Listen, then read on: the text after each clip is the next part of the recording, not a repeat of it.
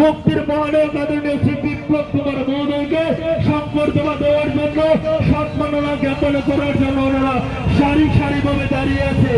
আজকের এই যুব জমায়েত, আজকের এই জমায়েত একটি আমরা আজকের এই ঐতিহাসিক মহারেলি আমরা সাফল্যমণ্ডিত করছি আমাদের চরিলা মন্ডল সভাপতি আদরণীয় শ্রী রাজকুমার দেবনাথ মহোদয়। জনজাতি সকলে আমরা লোকসভা আমাদের পশ্চিম ত্রিপুরা আসনের লোকসভা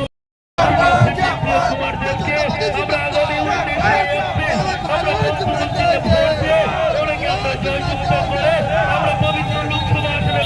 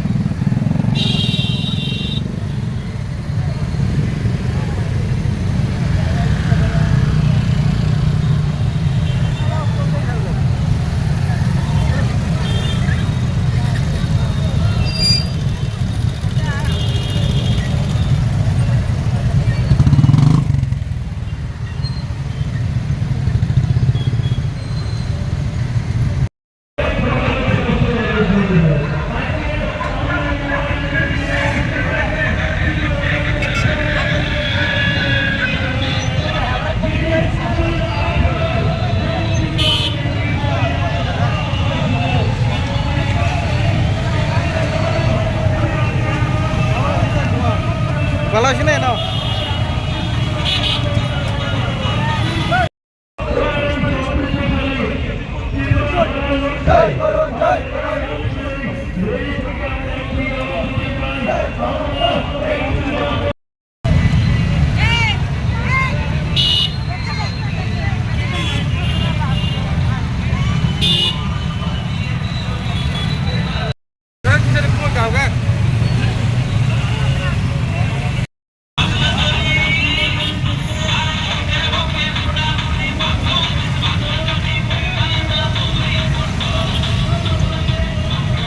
আজকের এই চরিলাম মন্ডল দ্বারা আয়োজিত रैली माननीय प्रधानमंत्री के तृतीयबारेर मतो देशेर प्रधानमंत्री बनानोर जन्य युवा भाईदेर माध्यमे एवं महिलादेर माध्यमे एक उच्छ्वास श्रीमाइलबासी और विश्रामगढ़बासी सामने प्रदर्शित হয়েছে। বন্ধুরা যারা বিরোধী পার্টিতে আজ ত্রিপুরাতে আছে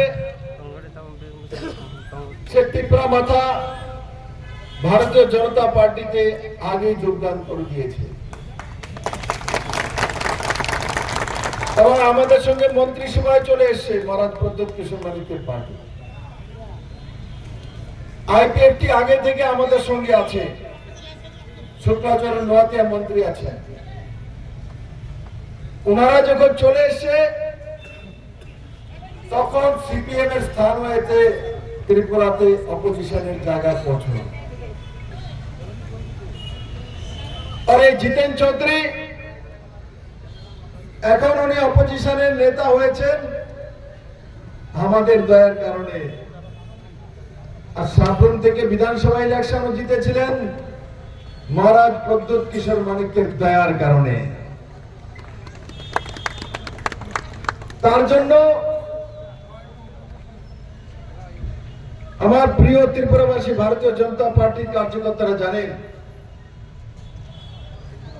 যে 2018 আগে 25 বছরের টানা কমিউনিস্টের সরকার, তার আগে জোট সরকার, তার আগে 10 বছর সিপিএম এর সরকার, এই সবগুলো সরকার কংগ্রেস আর সিপিএম এর লড়াইয়ের সরকার। আজ আমি এই কংগ্রেসী প্রার্থীকে জিজ্ঞাসা করতে চাই, এই বিশ্রামগঞ্জের কাছে, বিশ্রামগঞ্জ চরিলাম পারলে বিশালগড়ের কাছে উজান ময়দান, জনজাতি ভাই বোনেরা যারা পুরনো লোক ভুলেনি আজ উজান ময়দান। সন্দেশখালীর কথা, ওয়েস্ট বেঙ্গলের কথা বলি, উজান ময়দানে কি হয়েছিল? আমাদের জনজাতি বোনদের 3 দিন লাগাতার বাড়ি থেকে তুলে নিয়ে লাগাতার রেপ করা হচ্ছিল। আর তখন জোট সরকার ছিল, সেই জোট সরকারের বিরুদ্ধে কমিউনিস্টরা উজান ময়দান নিয়ে, মহিলাদের উপর অত্যাচার নিয়ে, জনজাতির উপর অত্যাচার নিয়ে পুরো রাজ্যব্যাপী আন্দোলন করে। আর তার আন্দোলন স্বরূপ 1993 সালে আবার কমিউনিস্ট পার্টির সরকার আসে। মেরে মিত্র, আজকে আমি কমিউনিস্টের নেতাদের জিজ্ঞাসা করতে চাই, যাদের জন্য আন্দোলন করেছিলেন, যাদের বিরুদ্ধে আন্দোলন করেছিলেন, যাদেরকে দোষারোপ করতেন, এখন তো তাদের হিকুলো উঠে বসে গেছেন। আর তার সঙ্গে সঙ্গে যখন সাউথে আমরা যাই তখন আমরা দেখেছি যে কমিউনিস্ট থাকাকালীন সেখানে বীরচন্দ্র বনতের শহীদ মিনার তৈরি আছে। যারা সাউথে গিয়েছে দেখেছে শহীদ মিনার। কংগ্রেস সিপিএম এর কমসে কম 30 থেকে 32 জন শহীদ হয়েছিল। কি কারণে শহীদ হয়েছিল? এনএলএফটি কেন তৈরি হলো? এটিটিএফ কেন তৈরি হলো? 80 দাঙ্গা কেন হলো? 2005 পর্যন্ত 80 থেকে নিয়ে ইনসার্জেন্সি দেশে কেন, ত্রিপুরা রাজ্যে কেন থাকলো? তার জবাব কে দেবে? তার জবাব এদের কংগ্রেস সিপিএম কে দিতে হবে। এরা সবসময় মিলিভগত ছিল, তার জন্য কমিউনিস্ট লম্বা সময় শাসন করত। আর কংগ্রেসের 3 লবির কারণে কংগ্রেস কোনোদিন সত্তাতে আসতো না, কারণ কংগ্রেসের কোন নেতৃত্বই ছিল না। কারণ কংগ্রেসের যারা ত্রিপুরাতে, যারা আগরতলা থেকে নেতৃত্ব দিতেন, এরা কমিউনিস্টের হাতে বিক্রি ছিল। আর এরা আগরতলার বাইরে রাজনীতি করবে না, পাহাড়ে যাবে না, জনজাতিদের সঙ্গে কথা বলবে না, আমাদের এসসি সমাজের লোকেদের সঙ্গে কথা বলার মতো, বসার মতো তাদের সময় নেই। তারা ইজ্জতদার ব্যক্তি। আর তার সুযোগ লাগিয়ে কমিউনিস্ট পার্টি জনজাতি অঞ্চলে কাজ করছিল। আর মিলিভগত একদিকে জনজাতিরা ভাবে যে কমিউনিস্ট আমাদের জন্য কাজ করে, তার জন্য ভোট দিয়ে দিত, আর এসে আবার এই কংগ্রেসের সঙ্গে। আজকে 2023 বিধানসভা নির্বাচন আর এবার লোকসভা নির্বাচন ত্রিপুরাতে প্রমাণিত হচ্ছে, ত্রিপুরাবাসী বিজেপি তো 6 বছর হয়েছে। এখানে যারা বিজেপিতে এসছেন কংগ্রেস সিপিএম থেকে এসছেন বন্ধুরা, মাত্র 6 বছর বিজেপির সরকার, তার আগে তাদেরই সরকার ছিল। এদেরকে জিজ্ঞাসা করা উচিত, কেন ত্রিপুরাতে কংগ্রেস সিপিএম এর লড়াই করিয়েছেন, কেন বাড়িঘর জ্বালিয়েছেন, কেন রেপ করেছেন, কেন মানুষের উপর অত্যাচার করেছেন, কেন একে অপরের বিরুদ্ধে কুৎসা রটিয়ে মানুষকে খেপিয়ে মারপিট করিয়েছেন, তার জবাব কে দিবে? আর কাজ, কমিউনিস্ট পার্টির কাজ কি করেছে ত্রিপুরা রাজ্যের মধ্যে? আজ পর্যন্ত কোনো উদাহরণ নেই কাজের বন্ধুরা। শুধু অন্ন বস্ত্র বাসস্থানের কথা বলতেন, কিন্তু অন্ন বস্ত্র বাসস্থানের ব্যবস্থা যদি কেউ করেছে, ভারতীয় জনতা পার্টি সরকার আসার পর করেছে। 80 কোটি ভারতবাসীকে নরেন্দ্র মোদী ফ্রিতে চাউলের ব্যবস্থা করেন। আর সারা ভারতবর্ষের মধ্যে প্রত্যেকটি মানুষের ঘরে জলের ব্যবস্থা করেছেন। ত্রিপুরা রাজ্যে আজকে মানুষের যে রোজগার এবং ভবিষ্যৎ নজওয়ানদেরকে ভারতীয় জনতা পার্টির সঙ্গে আছে। মেরে মিত্র, এখানে বড় মাত্রায় মহিলারা এসছেন, আমি আপনাদেরকে নিবেদন এটাই করব, এখানে বহু কিছু বলার মতো আমার কাছে কোনো কিছু নেই, কিন্তু আমি আপনাদেরকে একটাই বলবো, আগামী 19শে এপ্রিল লোকসভা নির্বাচন এই কেন্দ্রে হবে, আর তার জন্য প্রত্যেকটি বাড়িতে কংগ্রেস হোক সিপিএম হোক আগে হতে বা করতো তাদের বাড়িতে যাওয়া। কারণ কি, এবার কংগ্রেসের যে প্রার্থী হয়েছে তার সঙ্গে বাড়ি যাওয়ার জন্য ভূতও নেই, লোক তো দূরের কথা, ভূত প্রেত পর্যন্ত নেই মিত্র।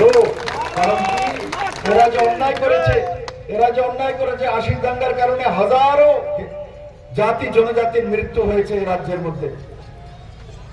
30, 35, 40 বছরে কংগ্রেস সিপিএম এর লড়াই, সিপিএম এর নেতাদেরকে মাফ করবে না বন্ধুরা, কারণ আত্মা কোনোদিন মাফ করবে না। তার জন্য এরা ভয়ে ত্রিপুরার মানুষের কাছে যাবে না। অফিসিয়াল তো প্রার্থী হয়ে গেছে, এখন পর্যন্ত ময়দানে নামার হিম্মত নেই, কারণ মানুষকে চেহারা দেখানোর মতো টিভিতে দেখাতে পারে, কিন্তু বিশ্রামগঞ্জে আসে কি বলবে বাজারের মধ্যে। বিশ্রামগঞ্জ বাসী তো দেখেছে, কংগ্রেস আর সিপিএম এর লড়াই তো দেখেছে, একে অপরের মধ্যে বাড়ি জ্বালিয়ে দেওয়া তো দেখেছে।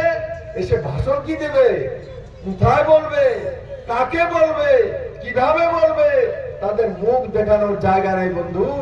সেই কারণে পার্টি বলেছে প্রার্থী হয়েছে, প্রার্থীরও হিম্মত নেই বিশ্রামগঞ্জে আসার মেরে মিত্র। তাই আমি ভারতীয় জনতা পার্টির সমস্ত কার্যকর্তাদের বলবো, আপনারা এই কেক বাড়িতে মানুষের কাছে যাওয়া, মাননীয় প্রধানমন্ত্রী নরেন্দ্র মোদীর জন্য ভোট চাওয়া, আর আমার জন্য কি চাইবেন, আমার জন্য কি চাইবেন, আশীর্বাদ চাইবেন, আমার জন্য আশীর্বাদ, বিপ্লব দেবের জন্য আশীর্বাদ। অনেকে কয় না কি চাইবে, টাকা পয়সা চাইবে মনে, কি চাইবেন আমার জন্য আশীর্বাদ। একবার হাত উঠে দেখান তো, কে কি চাইবেন, আশীর্বাদ, কি চাইবেন, আশীর্বাদ। প্রত্যেকে বাড়িতে যাবেন, প্রত্যেকে বাড়িতে যাবেন, প্রত্যেকে বাড়িতে যাবেন। বন্ধুরা, আমি আশা করি প্রতিদিন ঘরে ঘরে গিয়ে মানুষের কাছে বলা যে এখনো যারা সিপিএম কংগ্রেসে রয়ে গেছেন, আমার নিবেদন এখনো সময় আছে, আপনারা চলে আসুন সঠিক রাস্তাতে। এদের রাস্তায় কোনো লাভ নেই, এরা ব্যক্তি স্বার্থে রাজনীতি করে। নরেন্দ্র মোদী ভারতীয় জনতা পার্টি নেতা ব্যক্তি স্বার্থে রাজনীতি করে না, দেশের স্বার্থে করে, জনগণের স্বার্থে করে। এটা বিপ্লব দেব বলে না, মোদী প্রমাণ করেছেন যে মোদী দেশের স্বার্থে রাজনীতি করেন, মোদী পরিবারের স্বার্থে রাজনীতি করেন না। মোদীর পরিবার 140 কোটি ভারতবাসীর পরিবারের জন্য মোদী কাজ করেন। তাই আমার বিশ্বাস, আমার ভারতীয় জনতা পার্টির সমস্ত কার্যকর্তা ভাই বোনেরা একই দিশাতে প্রতি ঘরে ঘরে গিয়ে মোদীর জন্য ভোট চাইবে, আমার জন্য আশীর্বাদ চাইবে, আমার জন্য আশীর্বাদ। একবার আমার সঙ্গে ভারত মাতা কি জয়, ভারত মাতা কি জয়, যুব মোর্চা কি জয়, মহিলা মোর্চা কি জয়। আর কি বলবো, আর কিছু বলবো?